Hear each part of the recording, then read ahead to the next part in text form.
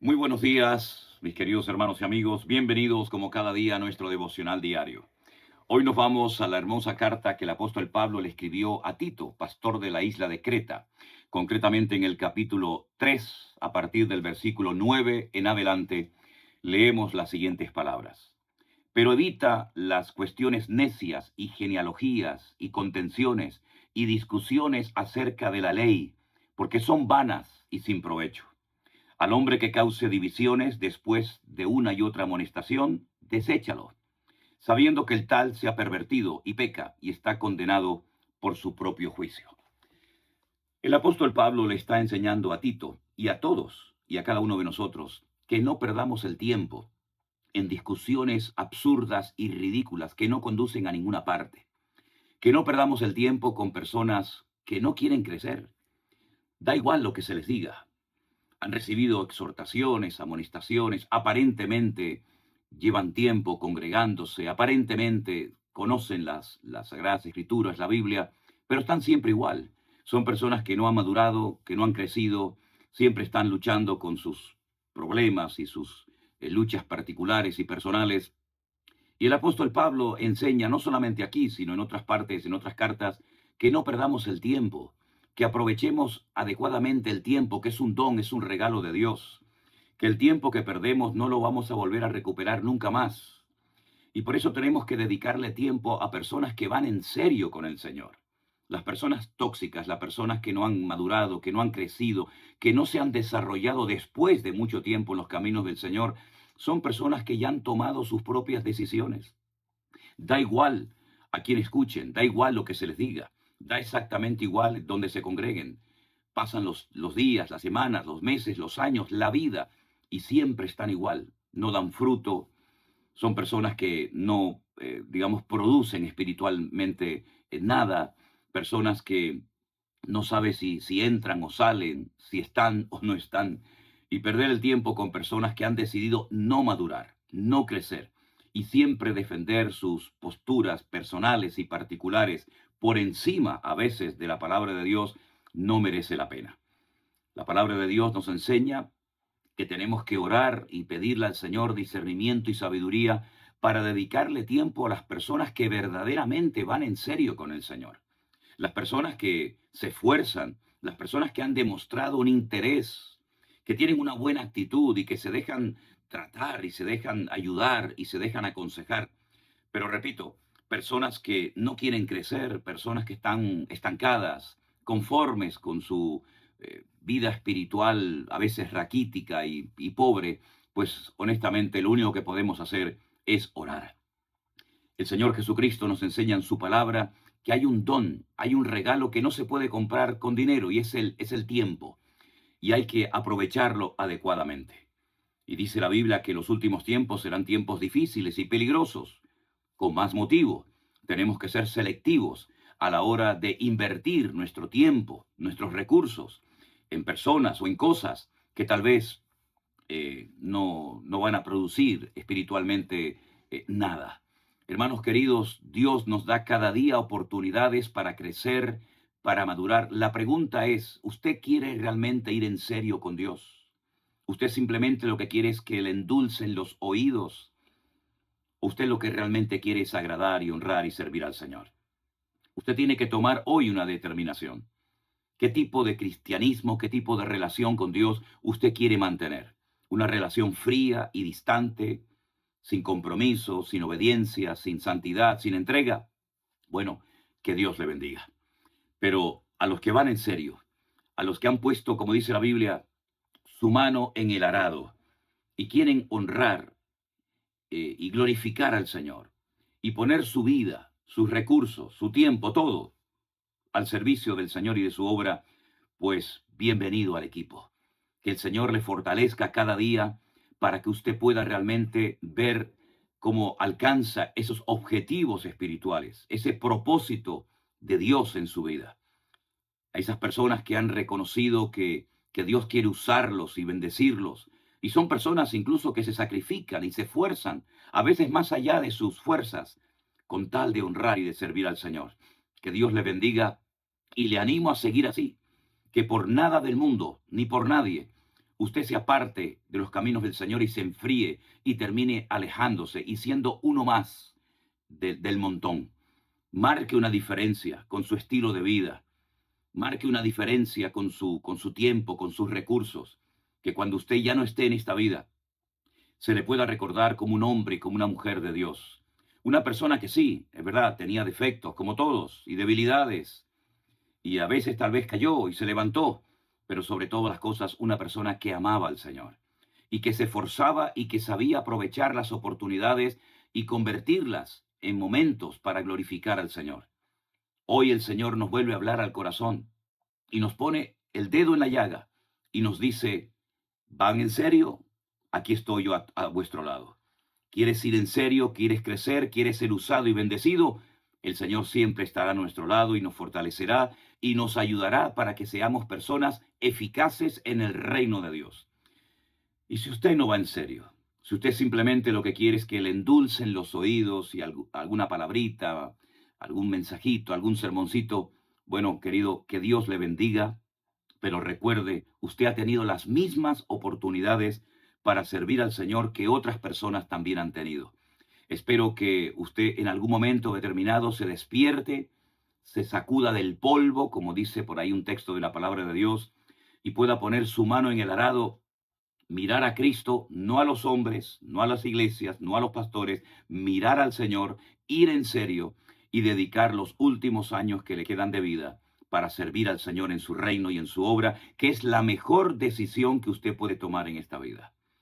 Vamos a orar poniendo este día, nuestras vidas, una vez más en las manos del Señor y pidiéndole a Él con todo nuestro corazón que nos ayude a ir en serio, a tomarnos en serio nuestro compromiso con el Señor y descartar definitivamente, desterrar definitivamente de nuestra vida todas aquellas actitudes, pensamientos y estilo de vida que no va de acuerdo a la palabra de Dios, sino al modelo típico del mundo, al modelo de muchos creyentes que dicen que son creyentes, pero no viven realmente como si fueran personas enamoradas de Cristo, de su obra y de su palabra.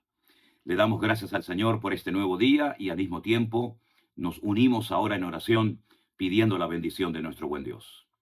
Bendito Padre Celestial, gracias por este privilegio que nos das cada día de reflexionar en torno a tu palabra. Señor, te pedimos que nos ayudes a ser sabios, a aprovechar bien el tiempo, a invertirlo en tu reino y en tu obra. Que, Señor, queremos crecer, queremos madurar, desarrollarnos como hijos tuyos. Ayúdanos, Señor, a hacer todo decentemente y en orden para agradarte y honrarte a ti.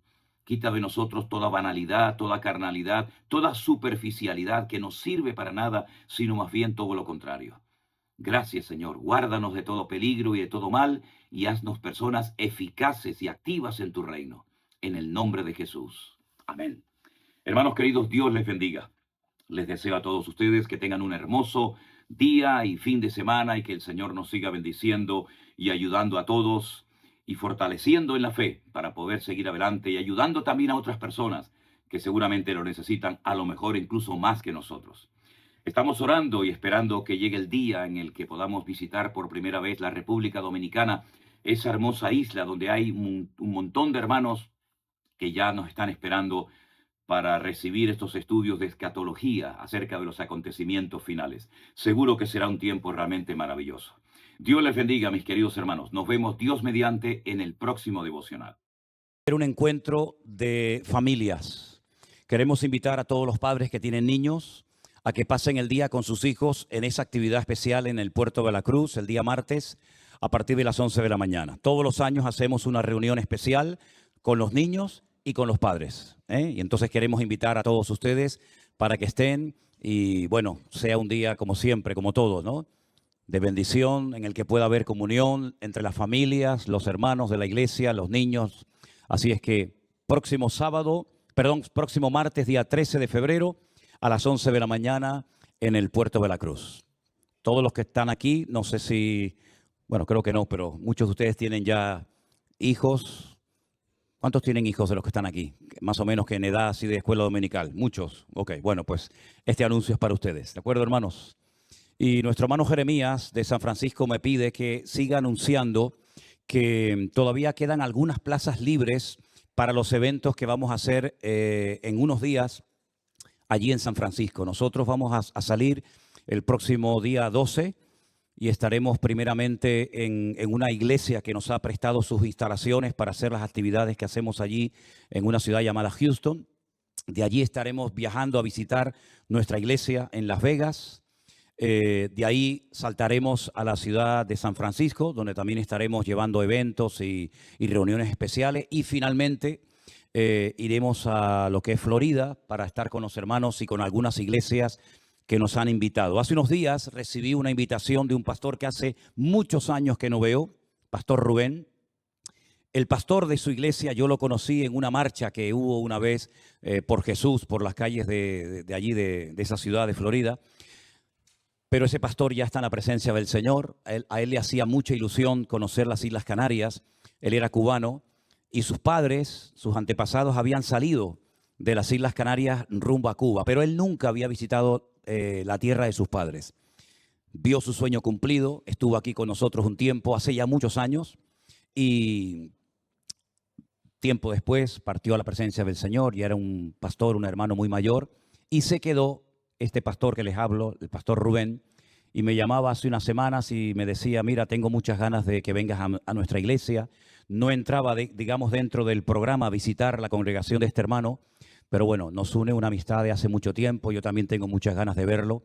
Así es que yo les voy a pedir, bueno, seguramente después Anderson y Jerónimo lo van a estar recordando, oración, ¿verdad? Para que el Señor nos guarde, nos dé fuerza, nos ayude en este viaje que va a ser muy largo, muy intenso, donde vamos a hacer pues muchos miles de kilómetros, atendiendo a centenares y a miles de personas que viajarán haciendo un gran esfuerzo para poder ir a estos eventos, ¿verdad? Así que pedimos la oración de parte de todos ustedes. Amén, hermanos. Y quiero dar la bienvenida en esta tarde a una hermana que viene con su sobrino de Marbella, ¿no? De la provincia de Málaga. Os podéis poner de pie si no os importa, ¿eh? Su nombre era Mari Carmen, y el tuyo era Jesús. Bueno, le damos un fuerte aplauso de bienvenida a la tía y al sobrino. Súbeme el micrófono. Amén, gloria a Dios. Bienvenidos, Dios os bendiga. No sé si hay alguien por primera vez en esta tarde en la iglesia, o ya todos... Ah, perdón, también vienes con una prima, ¿es? ¿Sí? ¿Tu nombre era? ¿Cómo? Amén. Es que los venezolanos y los cubanos cada vez me lo ponen más difícil, ¿eh? Bueno, Dios te bendiga. Damos un aplauso también de bienvenida a ella, ¿vale? Dios te bendiga. Muy bien. Gloria a Dios.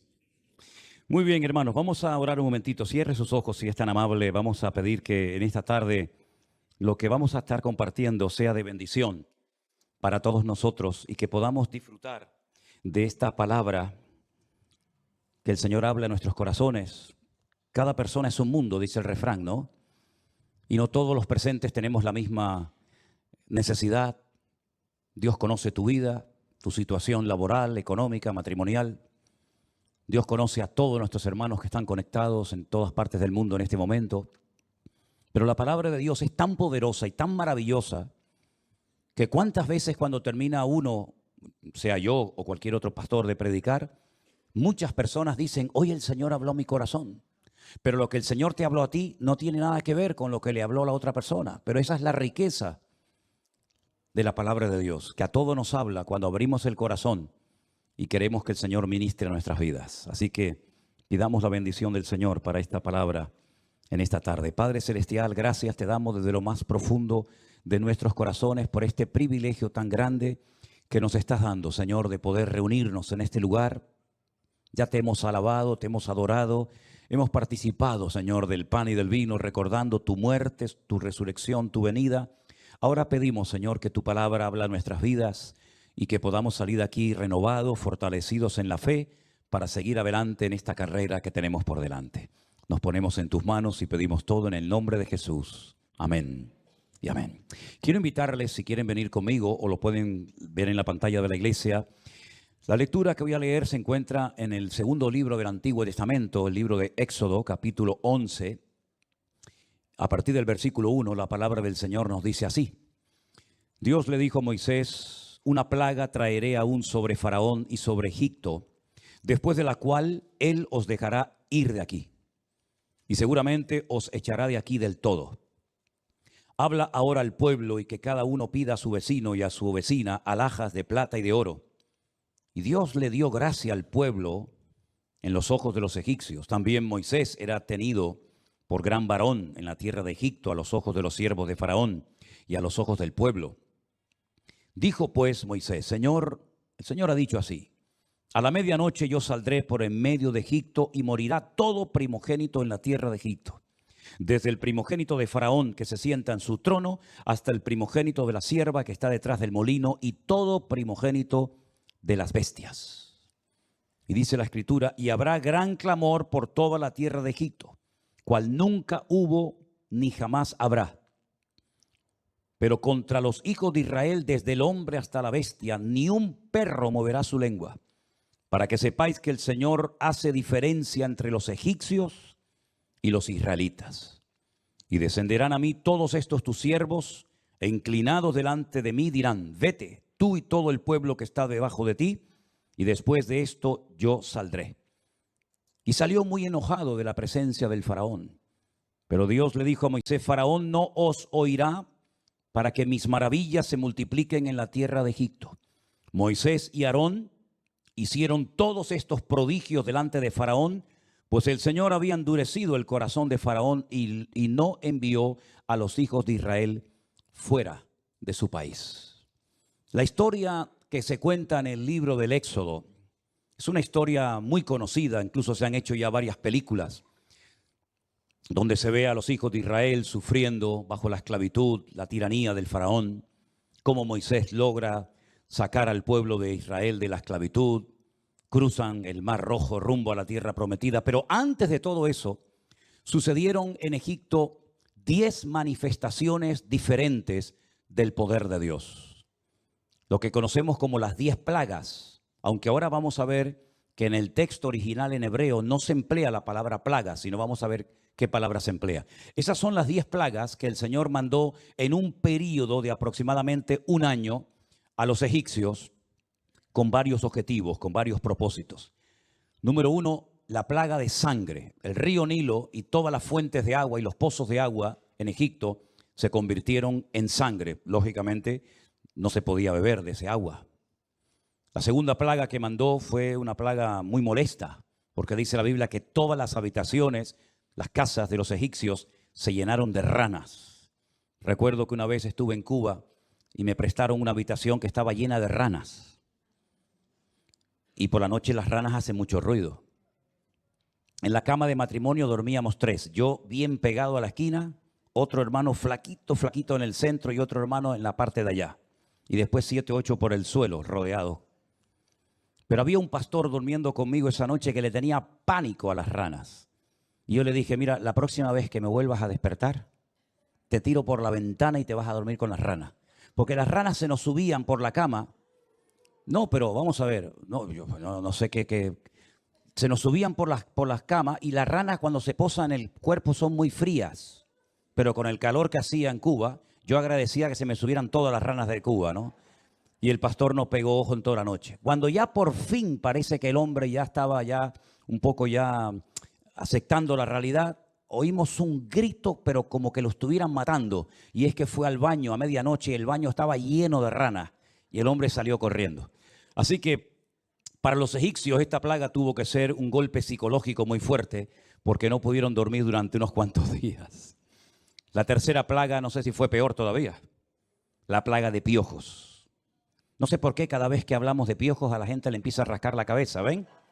Siempre pasa lo mismo. Es como cuando uno bosteza, varios bostezan a la vez.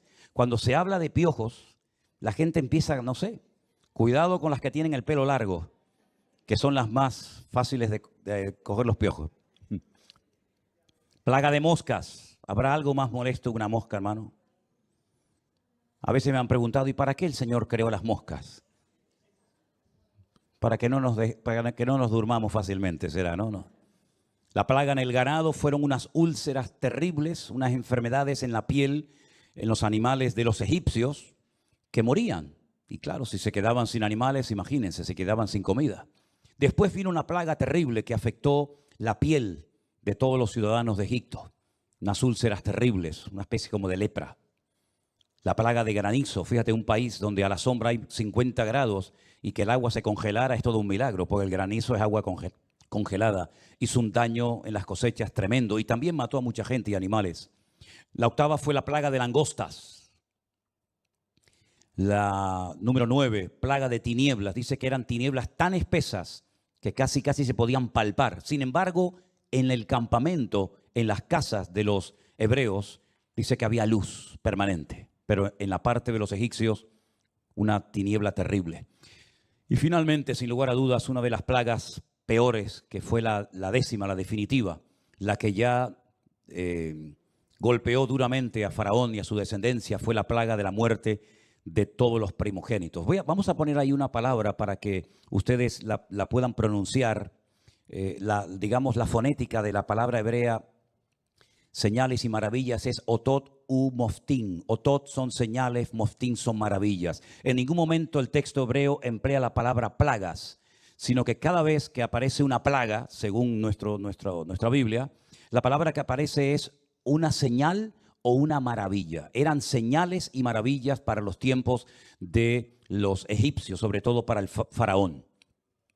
A través de esas plagas, Dios fue desmantelando toda la idolatría de Egipto. Porque detrás de esos animalitos, detrás de esos piojos, de esas ranas, de esas aguas, etcétera, etcétera, había un Dios, había un ídolo, había una imagen que supuestamente tenía que proteger a los habitantes de Egipto. Sin embargo, hicieron todos el ridículo porque ninguno de esos dioses fue capaz de proteger ni al ganado, ni a las personas, ni a las cosechas, ni absolutamente nada. Un ataque terrible a todos los dioses, un ataque, por supuesto, a los egipcios y al faraón. Toda la geografía de Egipto quedó afectada, y Egipto es un país, como ya saben ustedes, bastante grande. Pero sobre todo lo que el Señor intentaba era resaltar su control y poder por encima de todo. De la tierra, del aire, de los animales, de la vida, absolutamente de todo. Faraón tenía que entender que él no era un Dios, que sus dioses no servían absolutamente para nada, pero que el Dios creador del cielo y de la tierra, del cual hablaba Moisés y Aarón, era el Dios que controlaba absolutamente todo. Y cuando quería hacer algo lo hacía, y cuando quería anular un decreto lo anulaba, y todo eso fue durante un periodo de un año. Faraón perdió la capacidad de poder controlar el país. Se le fue el país de las manos. Tuvo que reconocer que él no podía hacer absolutamente nada para evitar la catástrofe que estaba experimentando su país. Pero también algo muy importante, y es que él estaba constantemente rodeado de brujos, de adivinos, de magos, que en algunas ocasiones intentaron imitar algunas de estas señales o maravillas de parte de Dios, pero al final tuvieron que reconocer de que ellos no tenían el poder para poder hacer exactamente lo mismo que hacía Moisés con aquella vara que el Señor le había dado. La última plaga es una plaga muy importante porque es como un doble milagro. Fijaros que iba a morir todo primogénito siempre y cuando no obedecieran lo que el Señor les había dicho que hicieran para no morir. Dios hizo una diferencia entre los primogénitos de Israel y los primogénitos de Egipto. Pero no solamente hizo esta diferencia, sino que a unos protegió y otros murieron. Y es que solamente había una posibilidad de evitar la muerte, y es lo que cuenta el capítulo 12. Y lo que hemos celebrado en esta noche, pan y vino, viene de aquella celebración llamada la fiesta de Pascua o de Pesaj. Porque la primera vez que se celebró en la historia la fiesta de la Pascua precisamente fue en Egipto. La noche que salieron de la esclavitud rumbo a la tierra prometida. Por eso en el capítulo 12 dice, este mes os será principio de meses, para vosotros este será el primero de los meses del año. Es curioso porque ese mes en el que se celebra la Pascua es el mes de Aviv. La palabra Aviv significa primavera. Es decir, que el año para ellos, el año religioso me refiero, no empieza en enero, como en nuestro calendario, sino que el año religioso para ellos empieza con la celebración de la Pascua en el mes de abril, generalmente, cuando el pueblo tiene que celebrar la fiesta de la Pascua recordando la liberación de la esclavitud de Egipto. Y las instrucciones para celebrar esta fiesta eran muy interesantes. Dice en el versículo 3, háblale a toda la congregación de Israel y diles que en el día 10 de este mes, tómese cada uno un cordero según las familias de los padres, un cordero por familia. En el día 10 del mes de Abib había que escoger un cordero, pero no se podía sacrificar hasta 4 días más tarde. Dice en el versículo 4, mas si la familia fuere tan pequeña que no basta para comer el cordero, entonces él y su vecino inmediato a su casa tomarán uno según el número de las personas, conforme al comer de cada hombre haréis cuenta sobre el cordero. El animal, escuchen bien, será sin defecto, macho de 1 año. Lo tomaréis de las ovejas o de las cabras y lo guardaréis hasta el día 14 de este mes y lo inmolará toda la congregación del pueblo de Israel entre las 2 tardes. Tenían que estar 4 días examinando al cordero para que no tuviera ningún defecto. Ustedes saben que animales con defectos estaban totalmente prohibidos consagrarlos al Señor. Este fue uno de los grandes pecados, una de las grandes abominaciones que cometió el pueblo de Israel en los tiempos del profeta Malaquías.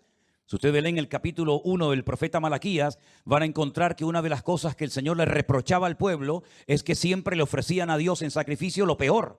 El cojo, el enfermo, el ciego, el que estaba defectuoso, se lo entregaban al Señor como sacrificio. Y entonces es cuando el Señor, a través del profeta Malaquías, confronta al pueblo y le dice, ¿por qué ese animal defectuoso o enfermo que está totalmente desacreditado para ser presentado como sacrificio al Señor, ¿por qué no se lo presentas a tu príncipe cuando le invitas a comer? O a tu padre o al sacerdote. ¿Verdad que no te atreverías a hacer semejante disparate? ¿Por qué entonces me ofrecéis a mí lo que no sirve y lo que sirve se lo quedan ustedes? Era tan dura la rebeldía y la desobediencia del pueblo en el tiempo del profeta Malaquías que no eran conscientes de que lo que estaban haciendo era una falta de respeto a Dios tremenda, pero lo seguían haciendo. Así es que ellos tenían que estar 4 días desde el día 10 del mes de Abib hasta el día 14 examinando escrupulosamente si ese animal era apto para ser sacrificado. Es curioso notar cuántos días estuvo el Señor en Jerusalén antes de ser crucificado en la cruz. Miren cuando Él entra triunfalmente a la ciudad de Jerusalén, Él que era el Cordero de Dios que quita el pecado del mundo, ¿se acuerdan? ¿Cuántos días previo a la cruz estuvo el Señor Jesucristo en Jerusalén? Y subía al templo y cuando querían apedrearlo, cuando querían matarlo, Él decía, ¿por qué buena obra me matáis? En otras palabras, Él se expuso para que durante 4 días lo examinaran, lo probaran y llegaran a la conclusión de que era el Mesías verdadero o otro falso Mesías de tantos que habían aparecido por allí. Por supuesto, Él no tenía ningún defecto, ni muchísimo menos, todo lo contrario. Los defectuosos éramos nosotros. Él era el Cordero perfecto que vino a derramar su sangre y su vida por nosotros en la cruz del Calvario. Amén, hermanos. Ahora dice, tomarán la sangre y la pondrán en los postes, en los 2 postes y en el dintel de las casas en las que han de comer. Y aquella noche comerán la carne asada al fuego y panes sin levadura con hierbas amargas las comerán. Hasta el día de hoy, cuando en Israel o fuera de Israel celebran la fiesta de la Pascua, la comen exactamente igual, con las mismas instrucciones, los mismos ingredientes, las mismas hierbas amargas, los mismos panes sin levadura que se llaman matzá, exactamente igual. Porque ellos quieren recordar perpetuamente, porque fue un mandamiento que el Señor dijo que lo tenían que celebrar por generaciones, perpetuamente, para que nunca olvidaran las maravillas, las cosas tremendas que el Señor hizo por ellos antes de sacarlos de la esclavitud en Egipto. Comeréis entonces ceñidos vuestros lomos, versículo 11, con vuestro calzado en vuestros pies, con vuestro bordón en vuestra mano, y lo comeréis apresuradamente porque es la Pascua para Dios. Ellos esa noche iban a salir. ¿Cuánto tiempo habían estado los hijos de Israel en Egipto? Se cree que aproximadamente unos 420. No siempre de esos 420 años fueron esclavos. Probablemente la esclavitud no duró más de 200 años. Pero sea como sea, hubo muchísima gente, miles de personas que nacieron como esclavos, vivieron como esclavos y murieron como esclavos. Nunca fueron libres. Siempre estuvieron bajo el yugo, bajo la opresión de los egipcios y del faraón. Era humanamente hablando imposible salir de allí. ¿Cómo se iban a rebelar un montón de esclavos contra el imperio militar más poderoso de la época? No había ninguna capacidad, no había ninguna posibilidad, humanamente hablando, de que Israel algún día fuera libre. Es más, y es mi opinión, si el Señor no hubiera intervenido como intervino y si no hubiera hecho las maravillas y las señales que hizo, probablemente el pueblo de Israel hoy en día no existiría. Hubieran todos muerto en Egipto, hubiera sido otro de tantos pueblos que ya dejó de existir y no se sabe absolutamente nada de ellos. Y hay docenas y docenas de imperios y de pueblos que los estudiamos en los libros de historia, que dejaron algún rastro arqueológico, pero de ellos no queda absolutamente nada. Israel hubiera sido exactamente igual, pero Dios, nuestro Dios, le había dado una promesa al patriarca Abraham y le había dicho que su descendencia ocuparía una tierra, la tierra de Israel, para siempre. Pero ¿cómo iban a salir de la esclavitud en Egipto, hermanos? No tenían armas, no tenían capacidad, no tenían el entusiasmo, la fuerza, ni siquiera la fe de poder ser libres de aquella opresión terrible. Pero el Señor, dice la Biblia, que cuando vio que ya estaban agobiados y clamaron y oraron, el Señor les envía un libertador. Y ese libertador fue un hombre que cuando era niño fue salvado de una forma milagrosa de la muerte. Porque se había proclamado un edicto, un decreto, de que todos los niños tenían que ser arrojados vivos al río Nilo y allí morirían. Pero el Señor salvó milagrosamente a uno de ellos y ese niño se llamó Moisés. Y hemos leído esta tarde en la historia que Moisés, cuando tenía 40 años, después de haber sido adoptado, nada más y nada menos que por la hija del faraón, él salió a ver cómo vivía la gente en Egipto. Y seguramente algo le hirvió la sangre por dentro, porque dice que vio a un egipcio abusando de un hebreo, de un israelita. Y entonces él dice que se levantó contra él y lo mató. Y tiene que huir durante 40 años. Y cuando este hombre tiene 80 años de edad, el Señor lo llama. Se le aparece a través de una zarza que ardía y no se consumía. Y el Señor le dice, tienes que volver otra vez a Egipto y tienes que sacar a mi pueblo y traerlo aquí. Y aquí yo le daré leyes y estatutos y decretos y mandamientos para que me honre y para que me sirva. Como bien saben ustedes, puso todo tipo de excusas. ¿Quién soy yo? Yo no sé hablar, no me van a creer. Cuando me digan que Dios te manda, ¿qué les digo? Si puso todos los argumentos habidos y por haber. Pero el Señor le fue respondiendo a uno, a otro, a otro, a otro, a otro. Hasta que finalmente él se convence de que él va a ser el instrumento de Dios. Como Dios ha utilizado muchos instrumentos a lo largo de la historia, ahora él iba a ser el instrumento en las manos del Señor para sacar al pueblo de la esclavitud en Egipto. Y lo hizo, pero no fue fácil. Cuando él llega a Egipto y pide audiencia con el faraón y va junto con su hermano Aarón, la Biblia dice que fueron arrojados de su presencia.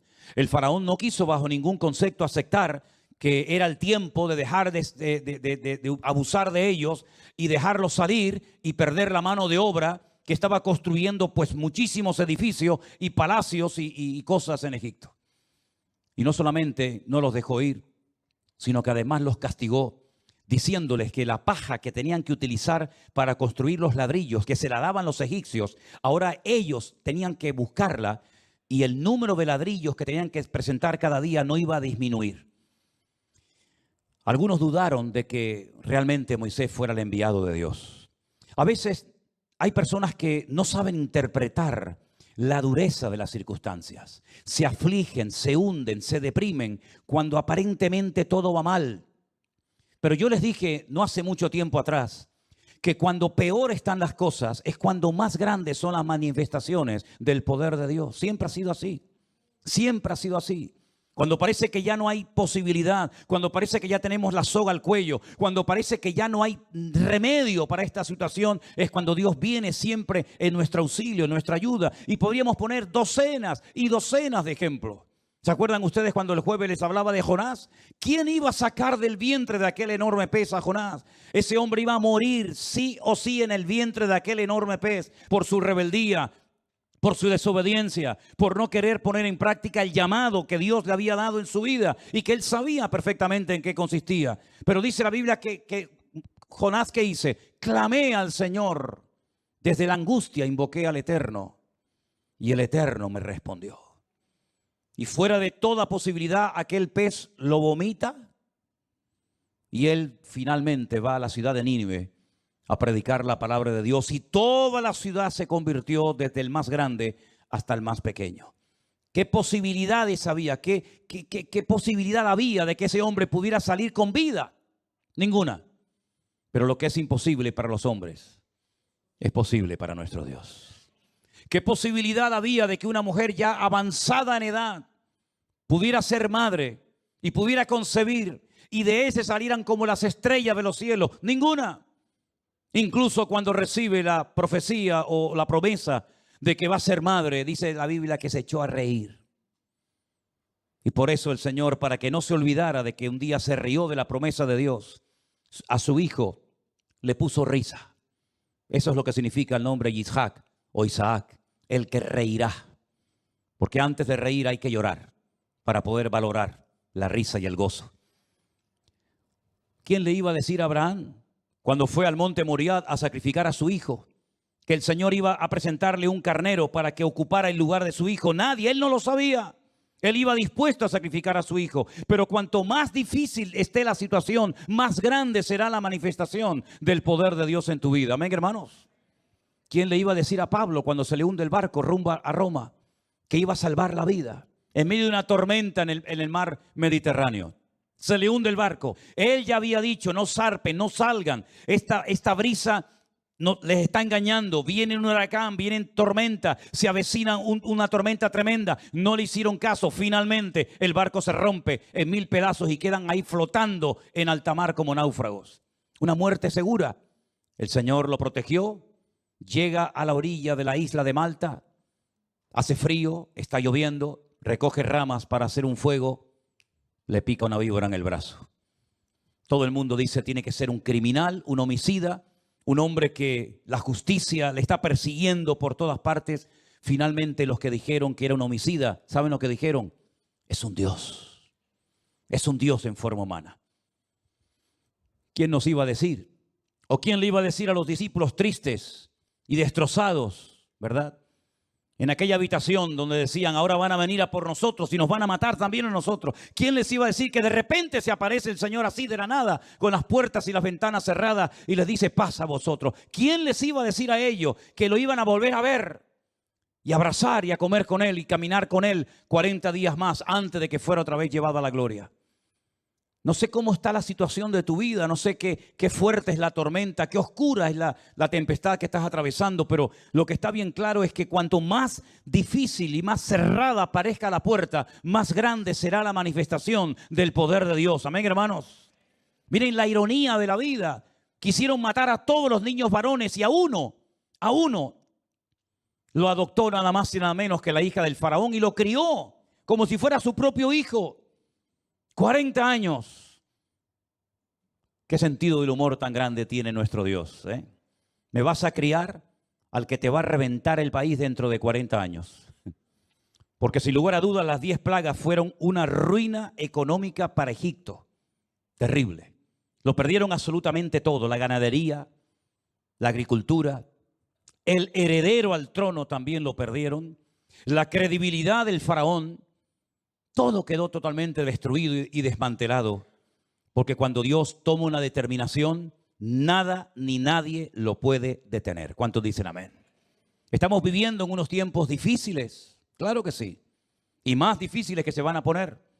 Y me llama mucho la atención que cuando uno, por ejemplo, lee el último libro de la Biblia, estas plagas están en el segundo libro de la Biblia. Y uno dice, bueno, esto eran cosas que pasaban antes, estas plagas, ¿no? Estas señales, estos prodigios. ¿Saben ustedes que cuando les toque leer el libro del Apocalipsis, o a lo mejor algunos ya lo están leyendo, en el capítulo 8 van a encontrar que en los últimos tiempos, en los tiempos de la tribulación, habrá una plaga de granizos y los granizos pesarán 1 talento. ¿Alguien sabe cuánto pesa un talento en la Biblia? ¿Cuánto pesa un talento? Un talento pesa 45 kilos. Así que aunque salgas con paraguas, me parece a mí que poco va a servir.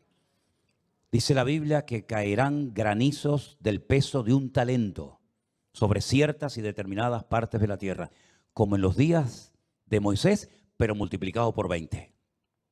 También en el capítulo 8 dice que parte de las aguas de los océanos, de los ríos y muchos lagos de la tierra se convertirán en sangre. Exactamente igual que ocurrió en los días de Moisés en la tierra de Egipto. En el capítulo 9 del libro del Apocalipsis dice que habrá una plaga de langostas tan tremenda que arrasará con cientos y miles de hectáreas de comida y vendrá una hambruna a muchas naciones de la tierra sin precedentes. En el capítulo 16 dice que aparecerá una enfermedad en la piel de la gente, como las úlceras en los tiempos de Moisés en Egipto, que la gente dice que buscará la muerte y la muerte huirá de ellos. Y también en el capítulo 16 se profetiza que habrá en la tierra una plaga, una señal tremenda de tinieblas y también, de ranas.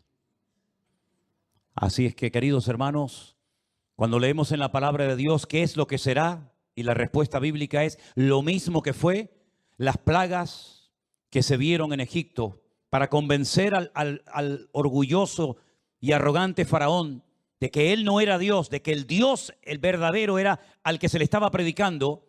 En los últimos tiempos también volverán a haber plagas y señales y maravillas para que el mundo reconozca que hay un Dios que es el que controla, el creador del universo, que por más que se rían de él, por más que se burlen de él, el que controla los tiempos, el que quita y el que pone, es el creador del cielo y de la tierra. ¿Cuántos dicen amén? Ese es nuestro Dios. La Biblia dice en el versículo 13, la sangre os será por señal en vuestras casas. Esa sangre que ponían en la puerta, en los dinteles, en los postes de la casa, iba a ser una señal.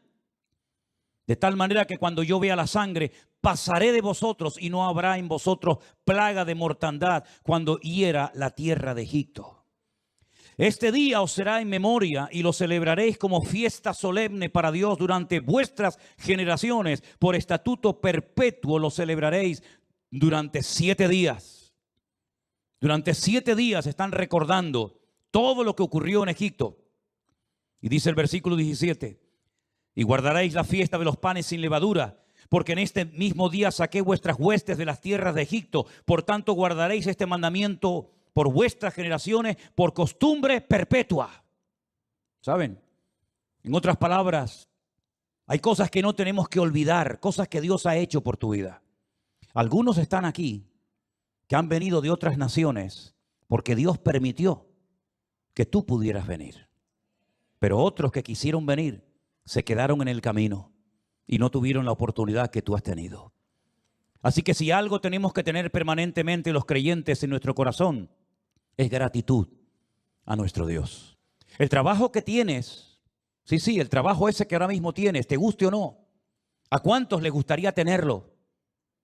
¿Saben que una vez oí que hubo una crisis tan terrible en Europa que cuando alguien estaba a punto de morir en un accidente porque se había caído de un andamio o había tenido un accidente de tráfico, la gente salía corriendo y le preguntaba, ¿dónde trabajas? No iban para ayudarlo, sino para decirle, ¿dónde trabajas? Porque como sé que vas a morir, esa plaza de trabajo se va a quedar vacía y yo quiero aprovechar tu muerte para buscarme la vida. ¿Saben, queridos hermanos? El hombre no aprende y olvidamos rápidamente las bendiciones que Dios ha derramado sobre nuestras vidas. ¿A cuántos de los que están aquí el Señor en su momento los sanó de alguna enfermedad tal vez maligna que a lo mejor te hubiera quitado la vida si no hubiera sido por la misericordia de Dios? ¿A cuántos el Señor le concedió el deseo, la petición de su corazón y tal vez a otros no? Así que mantengamos siempre en nuestras vidas la actitud de gratitud. Gracias por la ropa, gracias por la vida, gracias por el trabajo, gracias por la comida. Que nunca seamos ingratos. Porque una de las cosas que el Señor le dijo a este pueblo que vio estas maravillas, cuando entren en la tierra prometida, no se olviden que no es por vuestra gracia, por vuestro poder, por vuestra sabiduría, todo lo que estáis viendo como bendición, sino es por mi poder y es por mi misericordia y es por el amor que yo tengo hacia vosotros y no es porque ustedes sean mejores que nadie.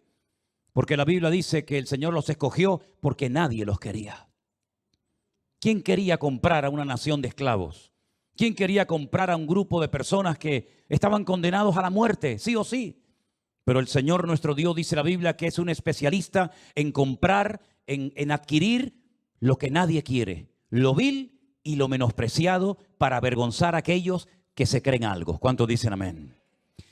Estaba leyendo una historia en un libro en esta semana. Me llamó mucho la atención y yo la escribí aquí y me gustaría leérsela. ¿Puedo?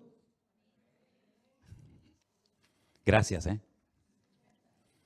En cierta ocasión, un señor feudal había mandado a comprar al mercado un buen pescado para agasajar a un invitado muy importante. Grande fue su sorpresa al regresar su servidor, pues el olor del pescado hacía notar que se trataba de un pescado en mal estado. Obviamente el vendedor pensó en aprovecharse del humilde y sencillo servidor, pero el potentado señor feudal le haría pagar muy caro semejante actitud.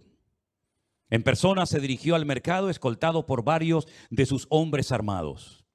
Al llegar frente a la pescadería, al ruin comerciante no le quedó más remedio que reconocer su mala intención. El señor feudal le dio a elegir qué castigo le iba a dar: comerse el pescado podrido, ser azotado o pagar 10 monedas de plata. ¿Ustedes cuál hubieran escogido, hermanos?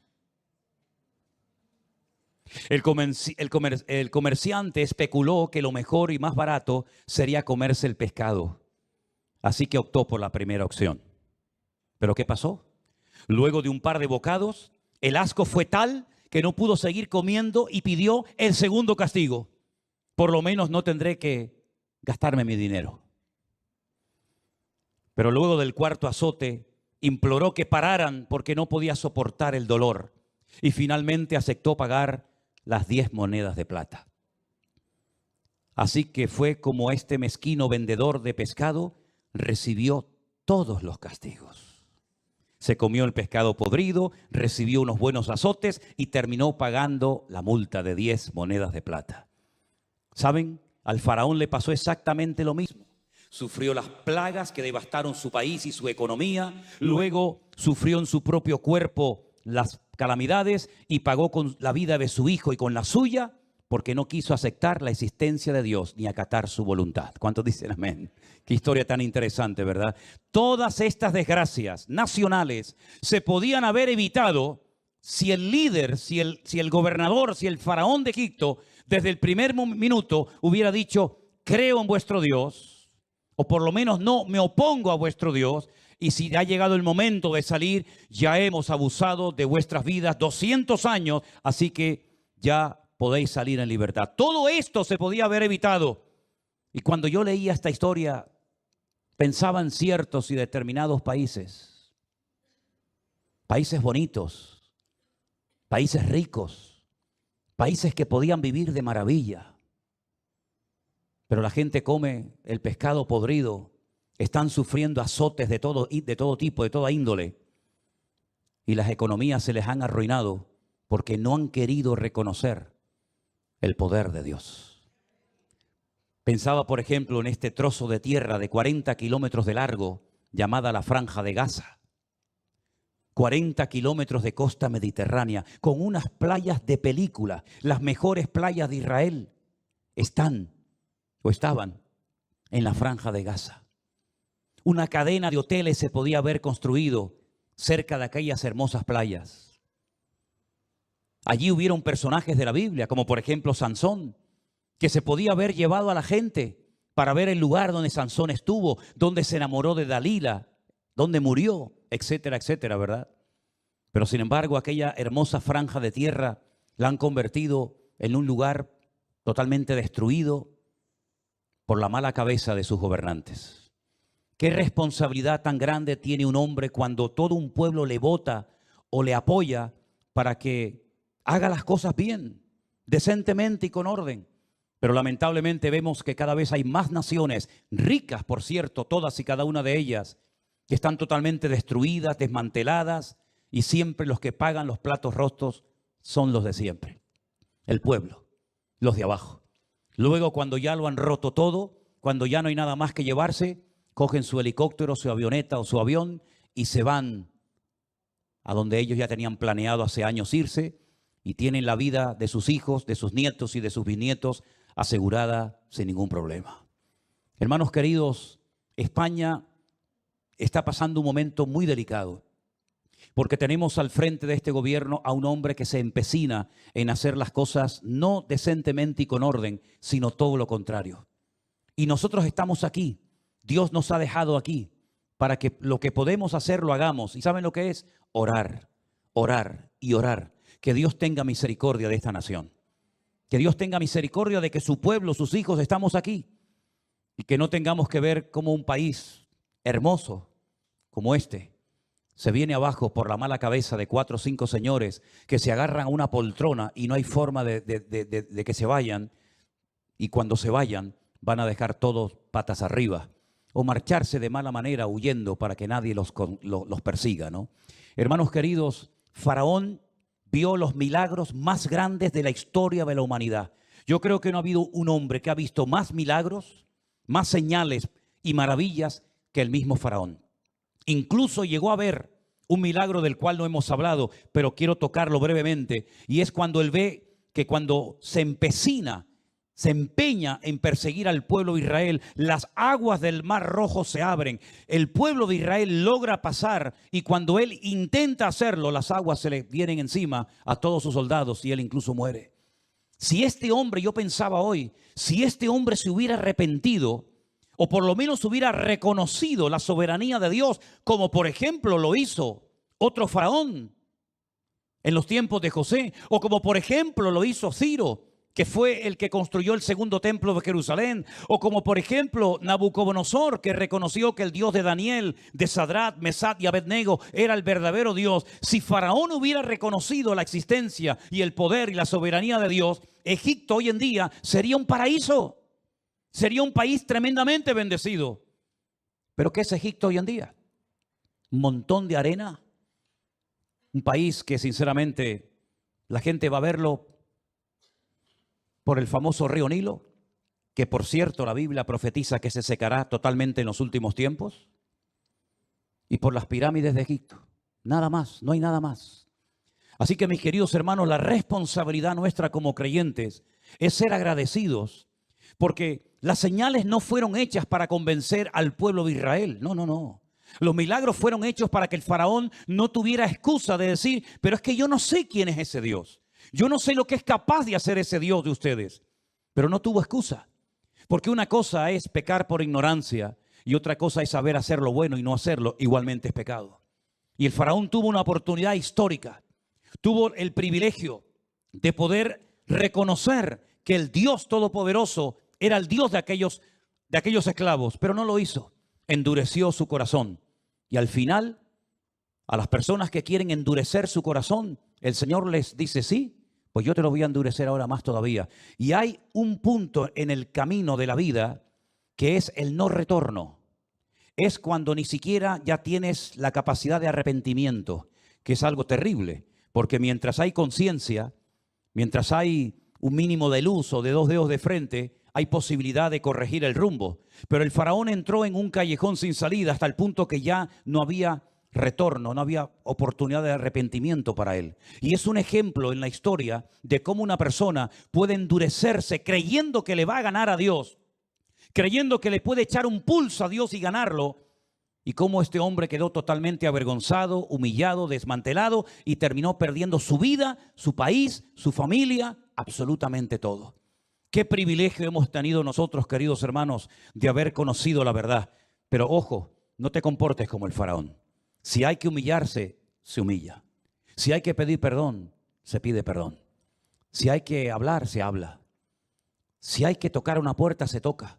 Pero ojo, porque yo veo en Faraón un ejemplo de una persona que lo tuvo todo y lo perdió todo por su rebeldía y por su desobediencia. No entres por ese camino. Ablanda tu corazón. Dice la Biblia, y termino, si oyereis hoy su voz, no endurezcáis vuestros corazones. Hoy el Señor está hablando a nuestras vidas. y nos está mostrando que hay misericordia, que hay tiempo para arrepentimiento, que hay oportunidades para servirle. Hermanos, seamos agradecidos y aprovechemos estos tiempos para servir a nuestro buen Dios. Amén, hermanos. Cierre sus ojos, por favor, ahí donde está. Y vamos a orar a nuestro buen Dios, el cual pedimos que tenga siempre misericordia de nosotros, para que podamos siempre, con su ayuda y con su bendición,